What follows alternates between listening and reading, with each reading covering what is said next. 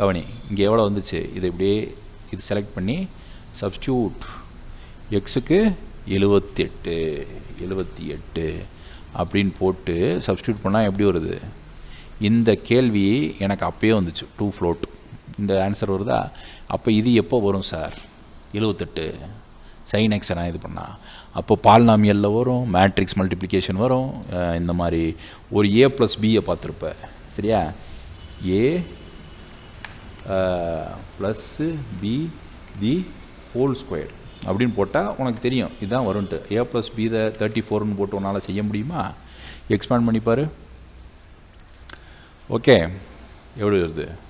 இதை விட பயங்கரமாக வரும். சப்ஸ்டியூட்டு அதை நான் போட்டோம்னா இதை விட ரணக்கொடூரமாக வரும், ரைட்டா?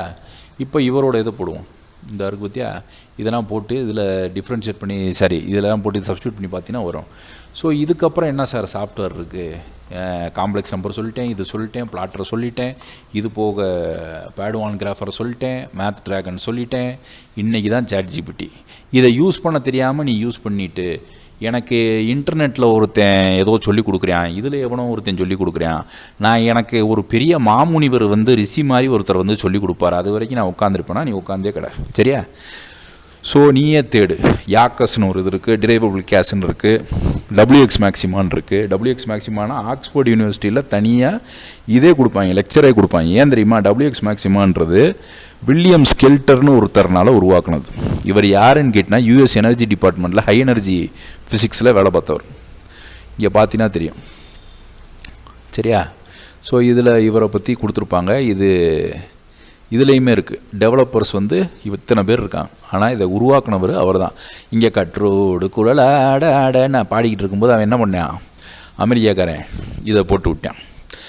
So transformer technology. இது போக என்ன சார் இருக்குது? எங்களுக்கு வேறு ஏதாச்சும் சொல்லுங்கள். ChatGPT போக மெட்டாமேத் இருக்குது, DC ப்ரூஃப்னு ஒன்று இருக்குது. இது நான் ப்ரூஃப்க்கு அடுத்தடுத்து பார்ப்போம்.